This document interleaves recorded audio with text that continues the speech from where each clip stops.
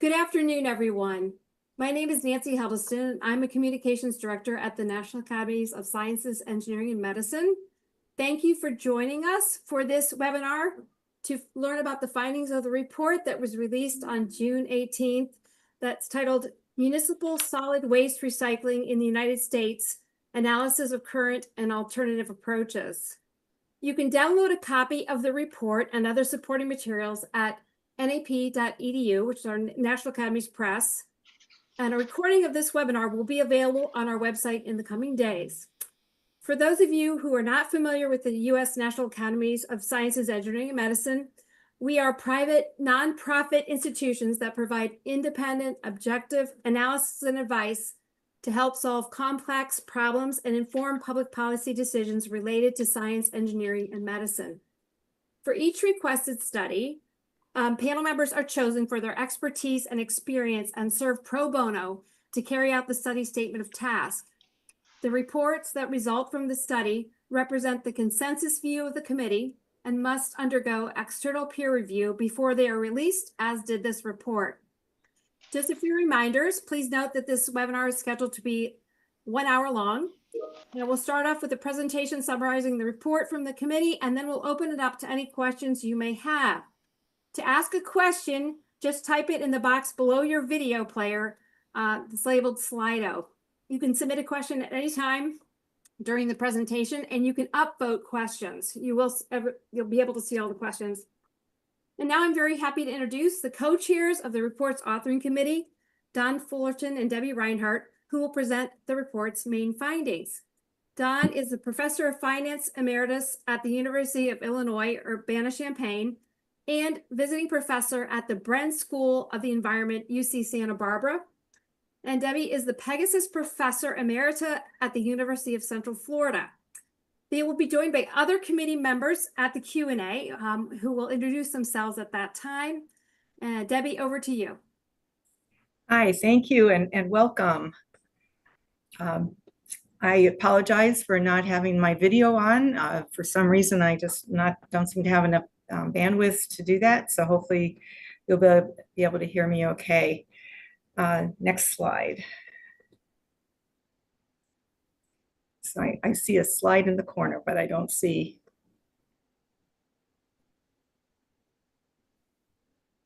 There we go.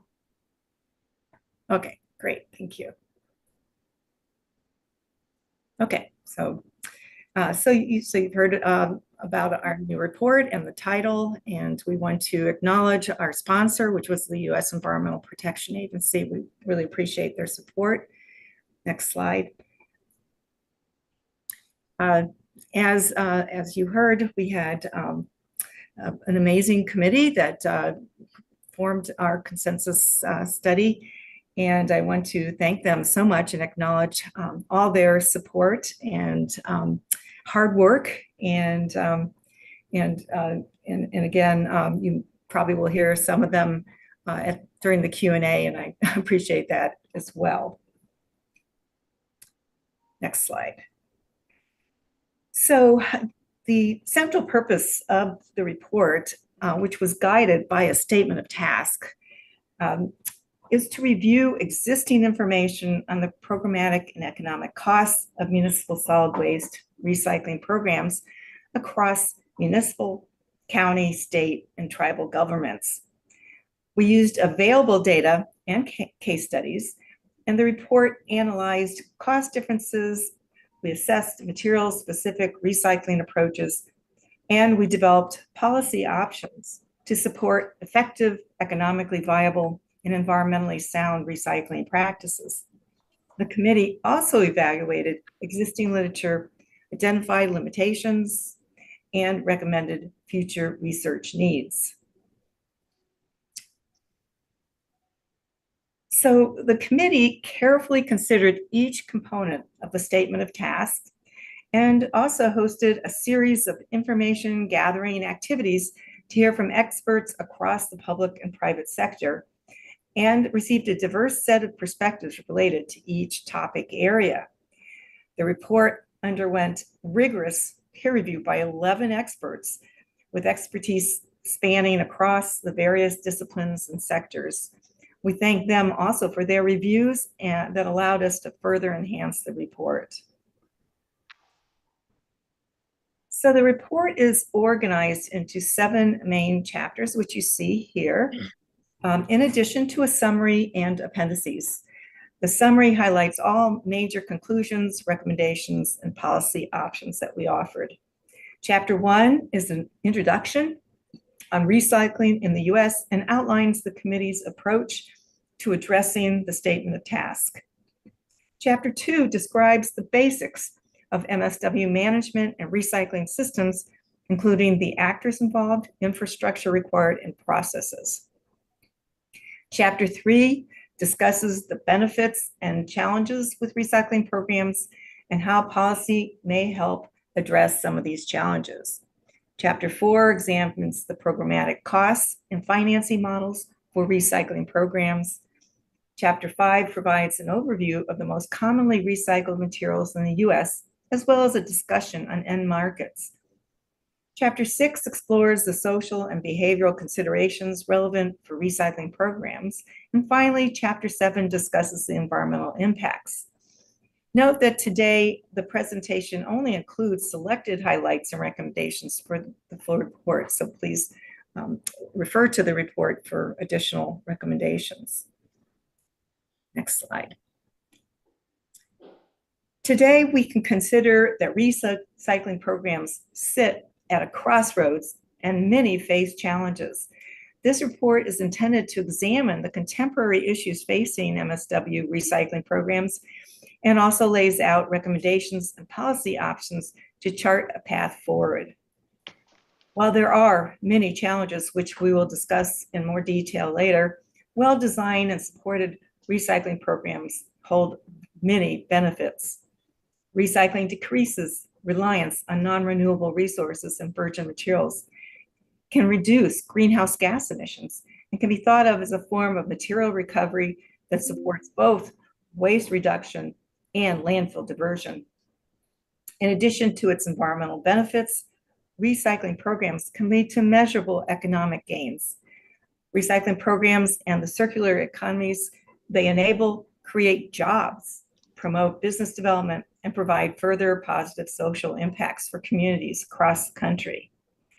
The challenges discussed in the report include managing operational and infrastructure costs. Implementation of policies and programs are also complicated by heterogeneity. That is, there's a broad range of differences across costs, benefits, capabilities, material volumes, transportation distances, access to end markets, density of homes, and cultural norms across regions.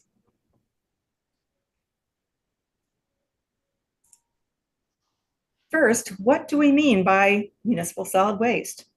For the purposes of this report, MSW is defined as the non-hazardous solid waste generated by the residents, commercial businesses, and institutions of a community.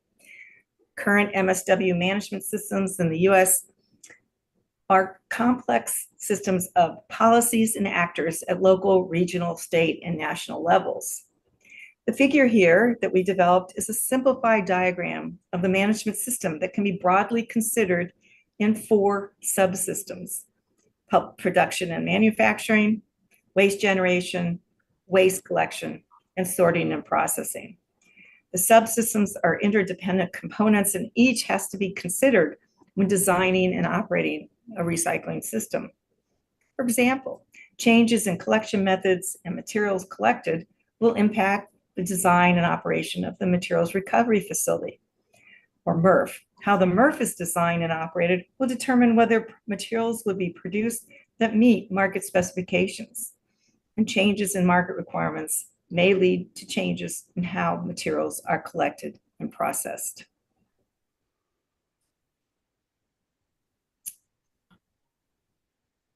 The most recent national level data from EPA estimated that approximately 300 million tons of MSW were generated. Of that, only 32% was recycled and composted in 2018. And keep in mind that the committee considered recycling and composting as distinct but related components of MSW management. Now, the most widely used metric for evaluating recycling progress is a weight-based recycling rate that is calculated as the total weight of recycled MSW over the total weight of generated MSW. The simplicity of this metric makes it applicable and accessible across locations and stakeholders. And many states have established recycling goals using this recycling rate. However, there are limitations in using this metric to evaluate recycling progress. The recycling rate is an aggregate weight-based rate and therefore doesn't provide data on the different material types or account for their environmental impact. In addition, these recycling goals focus on households and fail to consider the upstream and downstream decisions that also affect the recycling rate.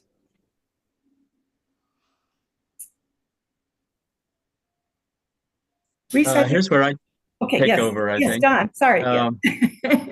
Yeah, thanks, Debbie. The recycling rates vary by in many different dimensions, but particularly the differences across different materials, changes over time, and across different locations. And so it's a bit of a aggregation and simplification to talk about an overall recycling rate. But that's what this slide does. Looking at the overall recycling rate in orange, it's the top curve in that diagram. And you can see that it struggles along through the 70s, and then the overall recycling rate increases rapidly from about 1985 to 1995, but then it kind of levels off. And it levels off at about the 32% number that Debbie mentioned. And the question is, okay, are we stuck at about 30 some odd percent? And what might be the challenges for increasing that recycling rate? There's three listed here and shown in different figures, and none of them are definitive, but they might relate to what's going on with overall recycling. In particular, one curve that's in dark blue is the U.S. Expenditures across the U.S. on municipal solid waste as a fraction of GDP. In other words, what fraction of our national income do we spend on MSW? We really would like to have data on the spending on recycling programs specifically, but that's just not available. In fact, it's hard for the local municipalities to separate how much they spend for collection of solid waste and for collection of recycling.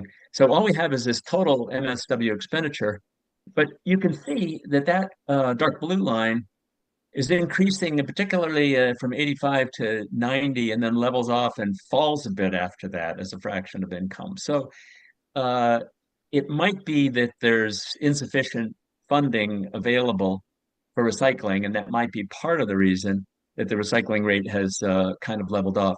Also, the recycling rate and the availability of recycling processing depends on whether these MRFs can sell the materials afterwards.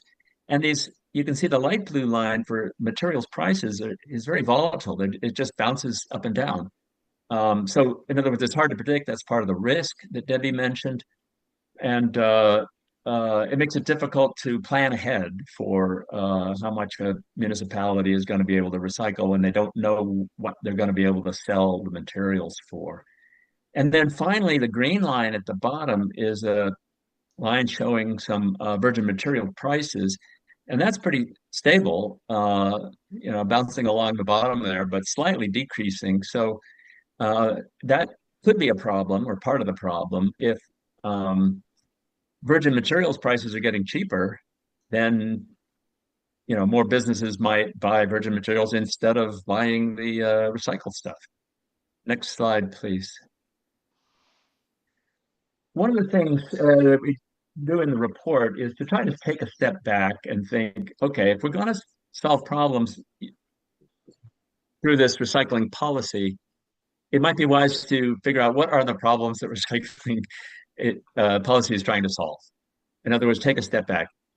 According to Adam Smith and many economists since 1776, the invisible hand will guide individual private markets and purely profit maximizing firms and consumers that interact in the market to get exactly what they want, and that works just fine. In fact, can maximize economic welfare unless there's some clearly identified market failures, meaning problems with private markets not being able to operate efficiently and correctly and maximize economic welfare on their own. And so this is a bullet list of these problems that might pertain within recycling. And the first is economies of scale. Basically, it means that lots of small firms are going to have higher costs per unit than one large firm. Scale economies just mean that a big firm or a big plant or a big operation can do it more cheaply. And that's certainly true for collection of waste and recycling. You don't want a lot of small firms collecting, uh, all on the same street because they have to, if there's competition by many different companies' trucks, they have to drive further between houses. It's more efficient for the same company to collect all the garbage and recycling on one street. And there's economies of scale for the MRFs as well. If they have a large plant, they can process the recycled materials more efficiently. But you don't really want one firm operating by itself, even if it has efficient size and can do it more cheaply, because it could be a monopoly, charge monopoly prices. And that's a reason for government to be involved. In this case, most city governments have a contract or contracts with private firms, not just letting the free market reign all on its own, but contracting with one firm to pick up all the waste efficiently in the whole town, and to one firm to run a materials recovery facility so that it can do so efficiently. Also, you don't want to leave it to the private market to decide the prices for these things, because if uh, really the cost of the waste collection and recycling is pretty high, and if a lot of people have to face high collection prices for the waste, then some people could be dumping and littering their waste, which is another problem. It's a reason for government to be involved to subsidize recycling collection and as well as solid waste collection, just so that it's not too expensive for households, and they will you can help avoid some illegal dumping and litter that way. And not finally, but a major part of the reason that the EPA is involved and there's are these environmental external costs or pollutants uh, that have to be controlled, because the private market doesn't necessarily watch for those things. That's not part of the cost of the firm. And so if they just try to sell stuff at their own cost, they will not be taking these other environmental costs into account. And that's true for landfills. Certainly historically, the older landfills have leachate problems. Leachate gets in the groundwater, or methane seeps underground, which is why they have regulation of the landfills. And some of the same problems have applied to recycling. There can be pollutants from recycling plants and from the trucks, and noise from the trucks, and litter, accidental litter from the trucks. And that's another reason for government to be involved, and it's part of why recycling policy can help control and regulate these markets, or charge appropriate prices for households and subsidize it to the right extent so we get the right mix of things in a way that private market cannot do all by itself. Thank you. Next slide. So with all of that in mind, here's a list of some of the recommendations. As Debbie mentioned, it's not all of our recommendations, so we picked out a few. Uh, According to what we've just been discussing about the overall weight-based recycling rate, it's the fraction of the total municipal solid waste that gets recycled, somewhere in the 30s, 32%. Well, that adds up over a lot of different things, over a lot of different places and it also does not account For the environmental problems I just listed, there's social issues and environmental issues related with waste and recycling. And it does not take into account the entire life cycle decision making, all the way from virgin material extraction to production to product design, the consumption and disposal activities of households, and then the collection and disposal at the facilities. I mean, one number cannot account for all those goals in all those different places. So we need a broader perspective than just the overall single weight-based recycling rate, at least for different materials. And even then, the recycling rate might appropriately be different in different locations. And we wanted to account for the environmental goals as well. So to do that, the second recommendation says we're going to have to enhance data collection and reporting efforts. So a lot of the study was frustrated by the lack of some key information. The EPA does provide a lot of information and does so regularly to the extent that they're able to do so. The last major report was in 2021, and that uses data that were available available at the time up till 2018. And so there does need to be more frequent recycling data available. And it needs to account for all the different parts of this process. Lily, I just missed your note. Should I be looking at the chat to see that? Yeah, I'm running behind. That's not surprising. Next slide, please. So these are examples of some of the different kinds of data needed. We need publicly available data on a website at least every 2 years. We need standard definitions of recycling and methodologies in order to measure the same things, but in different locations for different materials. It should be material-specific data and at the regional and local levels. Thank you. Next slide. So the study is measuring these or talking about how to measure and collecting some data on direct costs, which include costs of collection, the bins, the trucks, the fuel, the labor. Cost of processing the recycling would include the curbside collection and processing at the materials recovery facilities, and some of which are different. I mean, there are small labor-intensive facilities and then larger merged with new technologies. And then there's some revenue from selling these recycled materials, but as we said, those prices are fluctuate, and so it's hard to rely on those, and so they do not necessarily cover transportation costs and the overall system costs that in the first two boxes there. Thank you. And this is just more detail on that. We can take a look at the slide and ask questions later, but you can see the processing costs are pretty stable on the left-hand side, and then the revenue from recyclable commodities is pretty variable on the right-hand side. So it just makes planning difficult. Thank you. So financing, well, most of the financing up till now has come from local governments. The households pay their collection bills, their solid waste bill to the local governments, or they pay taxes to the local government. The businesses pay for costs of their own collection from the businesses, with minor contributions from higher levels of government. And higher level governments don't really want to have to pay for this either, but it does leave some issues. There's issues with those costs because it makes it expensive to recycle. There's no incentives to recycling. There may or may not be cost control. There's the risk management we mentioned, and there's the issue of who bears those burdens. What are the distributions of the costs? So there's much discussion in policy circles now and in our report about alternative financing models such as extended producer responsibility, EPR systems, which are just beginning.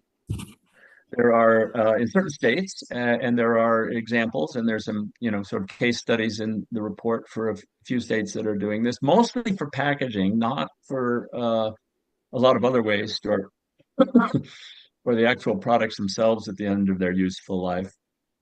But the general idea is to shift some of these costs from the local governments and consumers to make the producers responsible for paying the costs of collecting the packaging and some of the materials that those businesses themselves generate. So to do that, they generally pay a PRO, a producer responsibility organization, to collect the material for them. So the next slide has more information about the EPR and how it works with the PRO thing, the producer responsibility organization. If you go to the next slide. Uh, so it has advantages and disadvantages. It reduces the financial burdens of local governments. It can improve access to recycling. It may or may not provide enough incentives for innovative product design and packaging design. It depends on how the pro fees are structured. And I want to spend just a minute on that issue. If the firm had to collect all their own packaging and all their own waste from their own products, they would have some incentive to make the packaging easy to collect and easy to recycle, or to make the products themselves easy to collect and easy to recycle. But that's not how it works, because the firms don't really collect all of their own waste. It would be a very inefficient way to do it, because they'd be going all over town collecting from all different places. Instead, the same recycling trucks can pick up from every location. And then what the PRO does is it allocates the cost of that across the different firms according to the weight of the recycled packaging or materials from the different firms.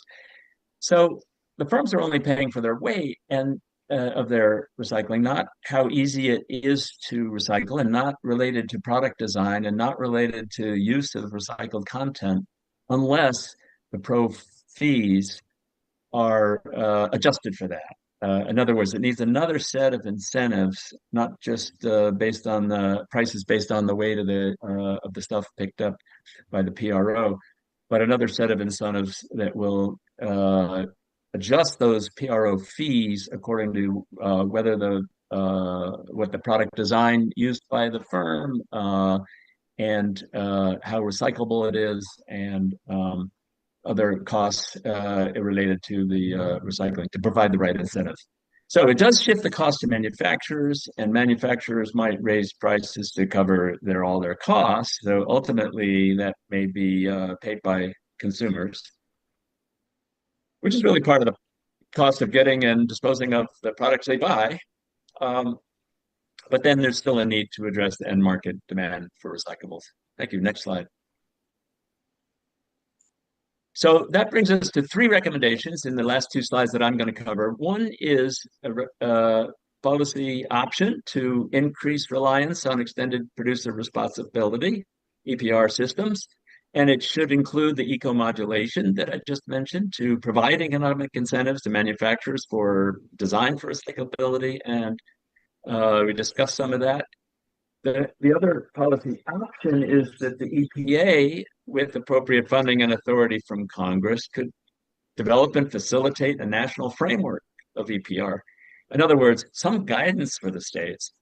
What are the good principles of EPR and these producer responsibility organizations for consistency across the different states? But then in the next slide, the recommendation says that it's the states that need to or that should consider adopting EPR systems using those guidelines. In other words, state governments could enact EPR using the national guidelines provided by the EPA, but accounting for the heterogeneous nature of the materials that they have to deal with, the other state characteristics, the distances necessary to transport this waste to the MRF, and other local issues. I think I'm going to turn it back over to Debbie now, who's going to pick up with discussion of the next slide. Thank you. Thank you, Don. So understanding how and why individuals engage or don't engage in recycling practices is really critical for designing policies that can increase participation rates and improve recycling outcomes. Household recycling behavior is shaped by a few factors, including the availability and accessibility of the recycling programs themselves, how convenient they are, how aware public is about recycling, and what incentives might be economically to recycle. There have been many consumer surveys, and they consistently find high support among respondents for recycling and its programs, but they also highlight some barriers, mainly a lack of convenience and a lot of confusion over what materials can be recycled. For example, the type of programs available, such as curbside recycling versus having to drive to a drop-off location, may influence recycling participation. Next slide. So the committee came to the conclusion that if we could improve packaging and product labels, this could help address confusion. Recycling labels on products, such as what's suggested in the figures on the right, would reflect the recycling of products more accurately. And if these were developed and adopted, then there would be less confusion. The other major issue involves whether or not a recycling program is available for the household or for the program for the cities and municipalities trying to recycle. And this varies tremendously across the US, not only by location, but also by type, whether it's curbside versus drop-off. It also varies by what materials are accepted, which can impact recycling participation and contribute to confusion. A 2024 study by the Recycling Partnership estimated that 73% of US households have some type of access to recycling programs, but the national average recycling participation rate is only 43%. The figure here that you're seeing provides an estimate of state-level recycling access and participation rates. And you may not be able to see it, but California has the highest participation rate at 62%, and Mississippi the lowest at about 20%. So given these challenges, the committee provided a couple of recommendations and options to help address the issue of labeling confusion and to promote recycling for each community. While several US cities offer consumer-oriented programs to improve information and reduce confusion in recycling, more could be done at the national level to evaluate existing efforts and to develop consistent messaging to reduce confusion at the point of recycling decision. Specifically, the Federal Trade Commission could revise its guides for the use of environmental marking claims so that resin identification codes no longer use the familiar chasing arrows symbols. Producers should also adopt the updated symbols accordingly. So the EPA, in partnership with producers, could support and evaluate national recycling label standards.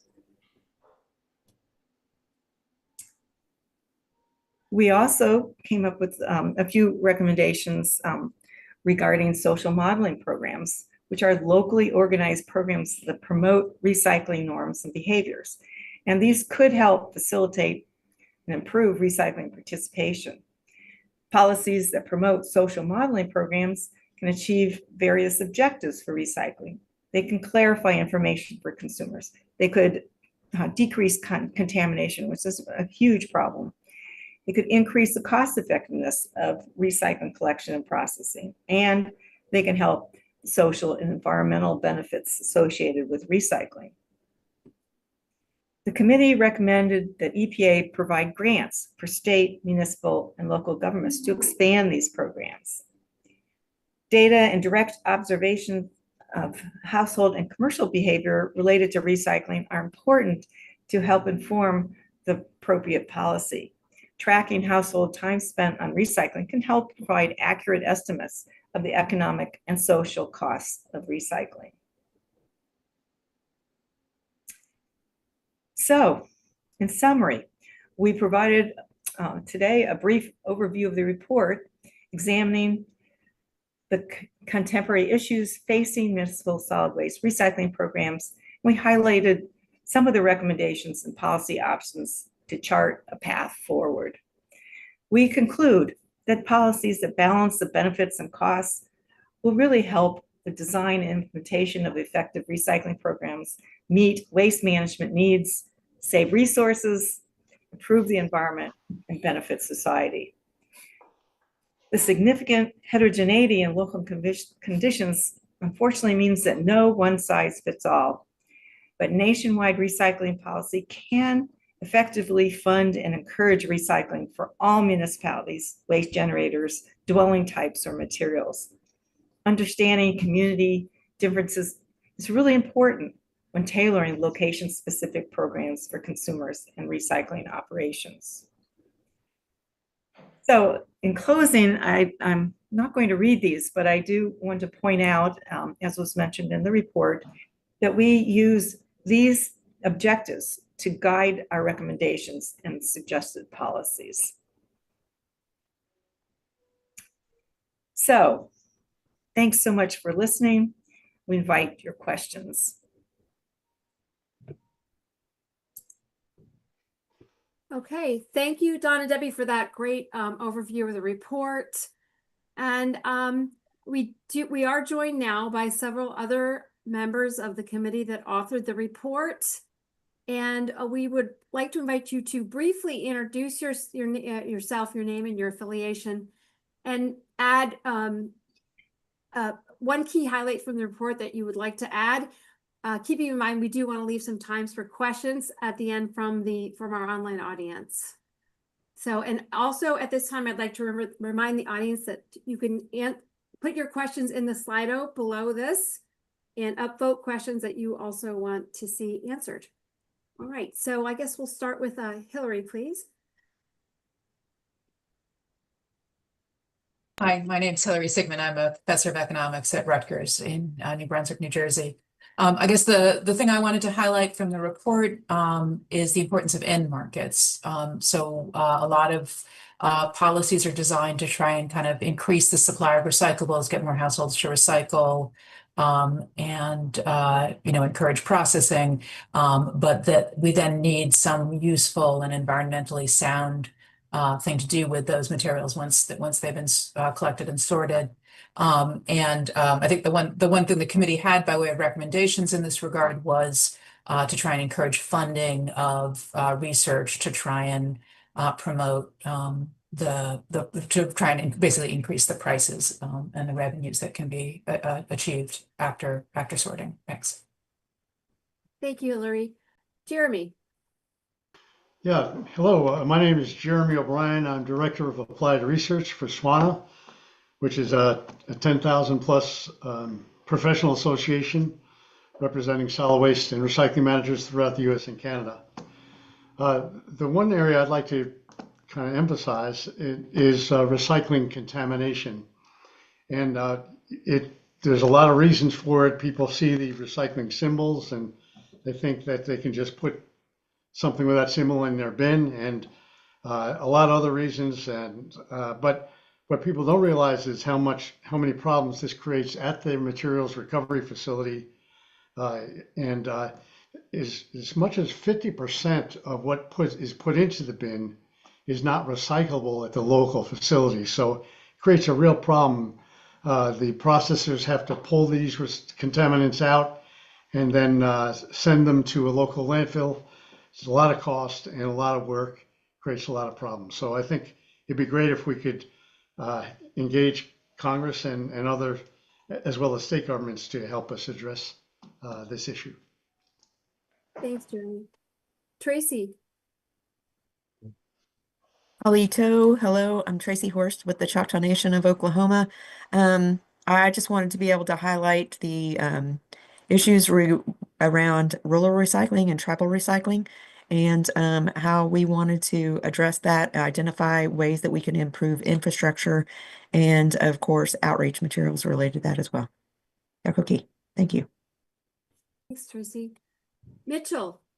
Yes, hi, I'm Mitchell Small. I'm a professor of civil and environmental engineering and engineering and public policy at Carnegie Mellon University in Pittsburgh. And I would like to highlight the committee's work on life cycle assessment. There's an excellent chapter towards the back of the report on both how life cycle assessment is done and what we learn from it. And we learn directly about the advantages of when we apply life cycle assessment to recycling systems and to landfill or other management systems for waste. We find that recycling has significant benefits in terms of reducing pollution, and this provides further incentive for us to support recycling. And there may be some further benefits that we've identified. For example, a firm that wishes to extend its reported emission reduction efforts may do so by supporting recycling in a number of different ways.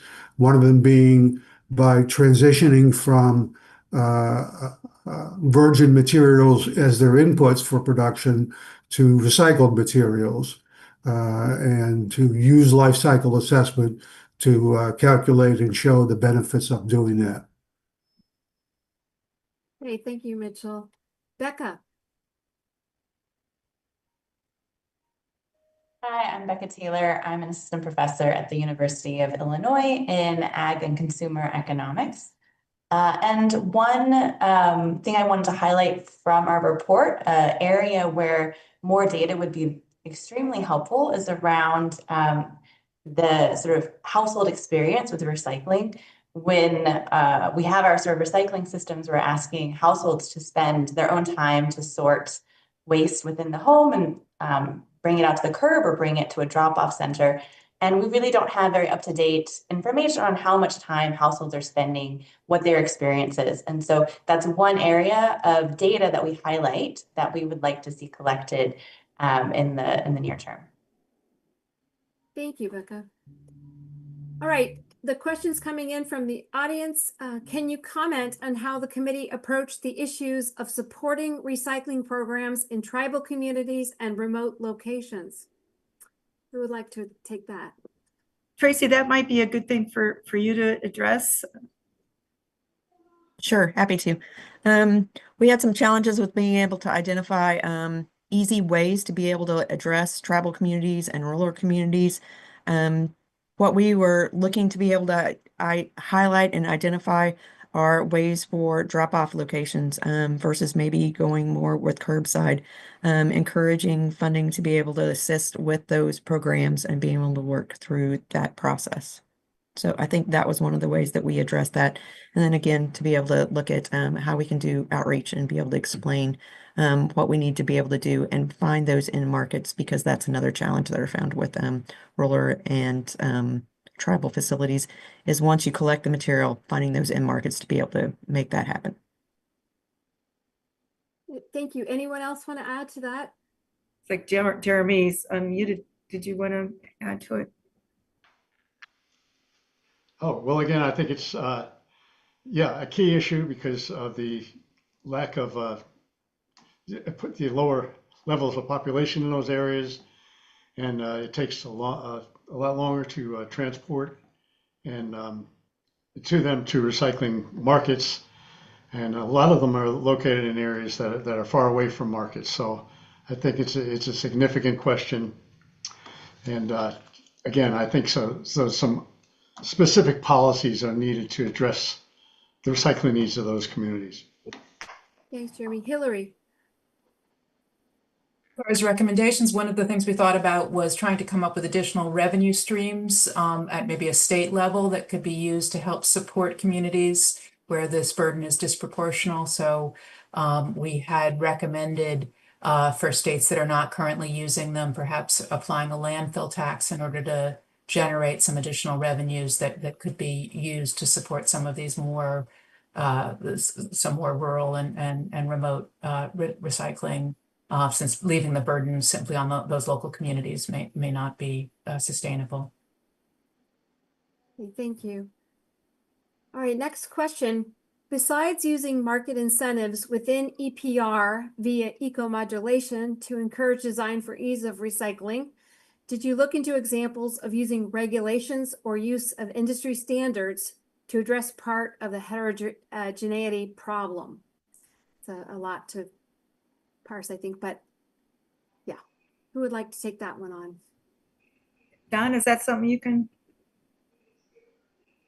I could try. There's a complicated mishmash of different policies especially for different states and different locations, applying in different ways. So some of the regulations, like recycled content standards, could be enacted separately from EPR or could be enacted as part of an EPR eco-modulation.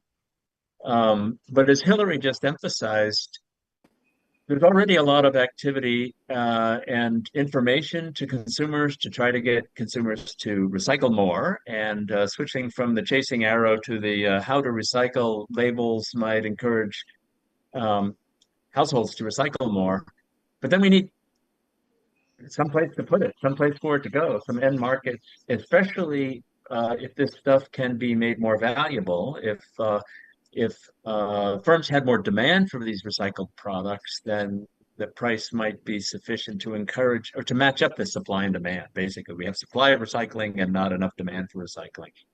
So that would be the reason to have some individual standards targeted at firms to increase their demand for recycling, either by somehow encouraging the use of recycled content in their production or discouraging the use of virgin materials. And that's a basic problem. Mitchell Small was talking about the life cycle analysis. All of these things are related from the initial extraction of virgin materials, bauxite, iron ore, metals out of the ground. Those have environmental damages from that extraction, all the way through production, product design, sale, consumption, disposal by consumers, and then what happens at the facilities. These are all related to each other. So even regulation at the mining level might, first of all, protect the environment better and increase the price of virgin materials. And that would encourage firms to use more recycled content in their production, as just one example. Okay, thanks. I think that was somewhat of a segue into the next question on material design. The question is, do you see compostable single use or the usage of bioplastics being used interchangeably with petroplastics? And is this seen as an emerging opportunity or contaminant or both? Or is it not significant in the foreseeable future?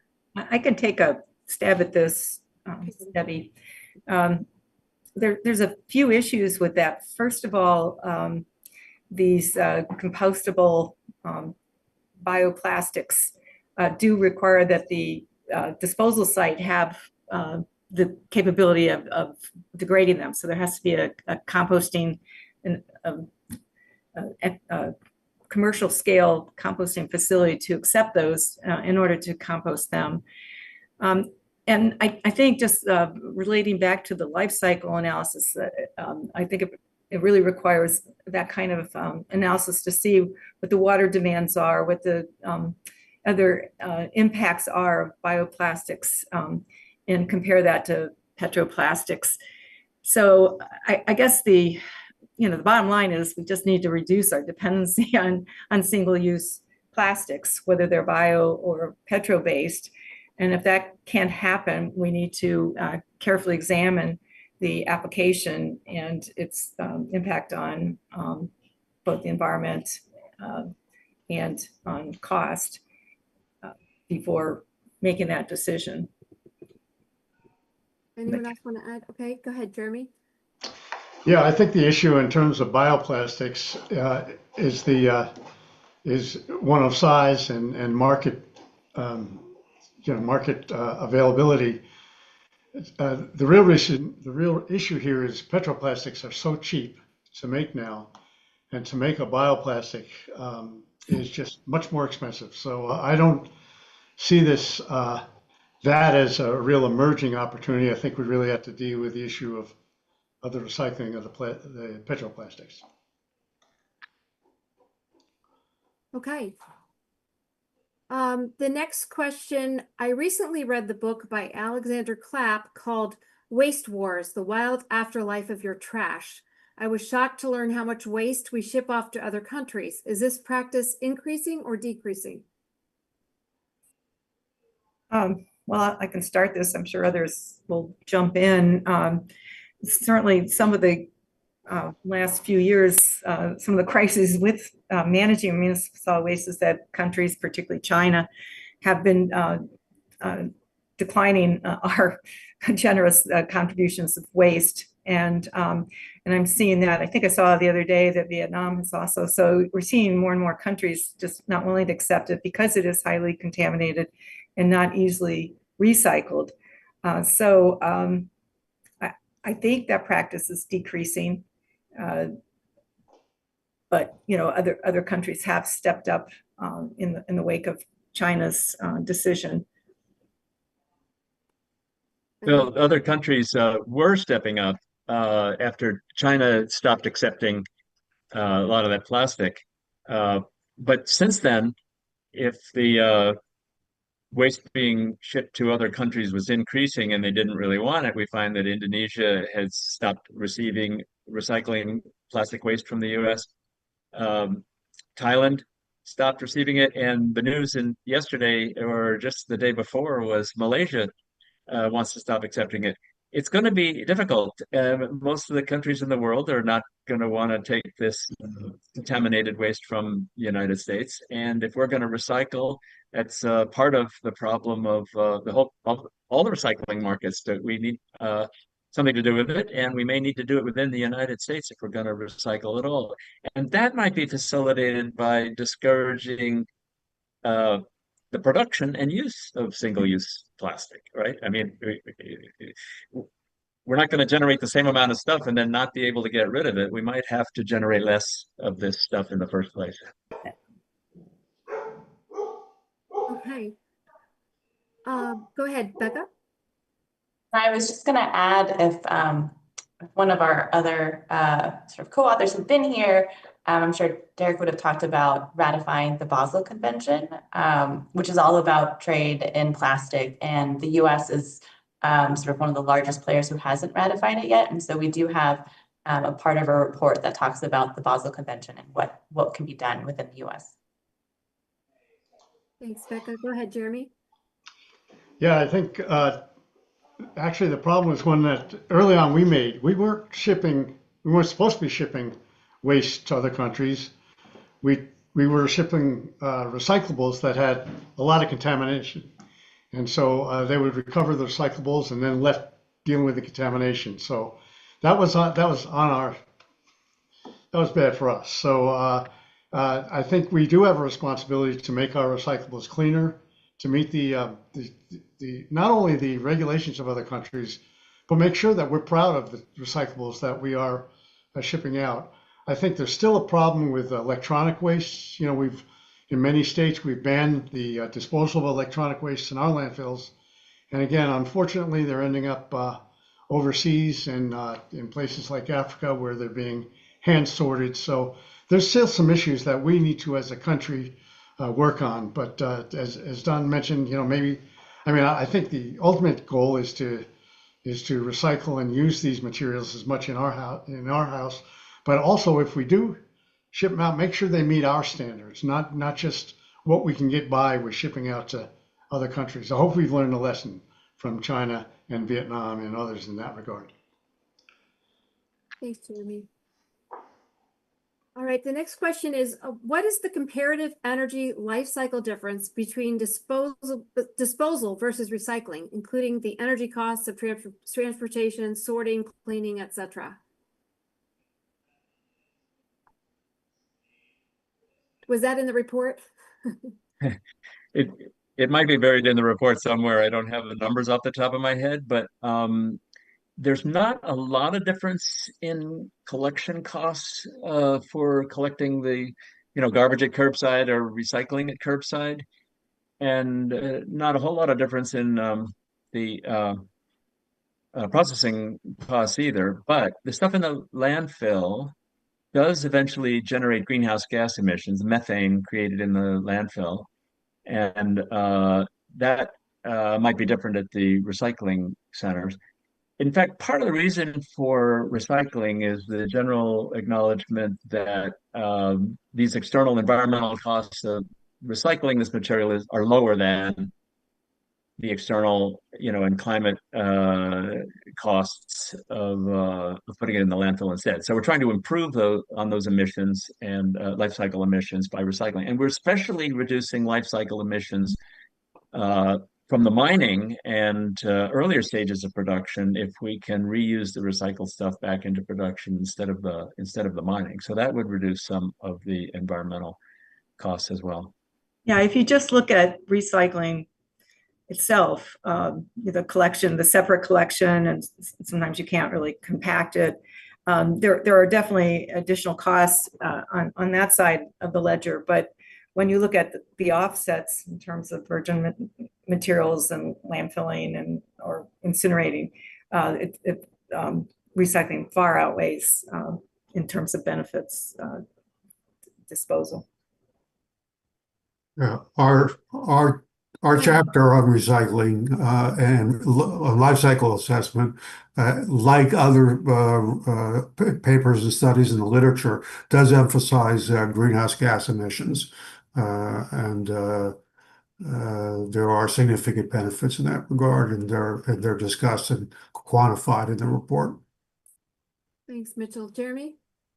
Yeah, I mean, I think generally recycling saves significant amount of energy. That's generally with the major benefit of using recycled materials versus virgin materials. And so I think you have to look at that question. It's a little nuanced on a material by material basis.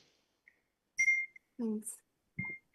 Well, we are at time, and I want to take this opportunity to thank the committee on behalf of the National Academies for serving with us to create this useful and very important report. I think it's a super meaty report, so make sure you people listening take a look at the report. You can download it for free at nap.edu, which is our National Academies Press. And this reminder that the recording will be available in the next couple of days at the website that you're on. And I want to also just acknowledge the wonderful staff that's, you can see the names on the call here, who my wonderful colleagues who did a wonderful job in this report. And I thank all of you for joining us today, and we'll see you next time. Thanks, everyone.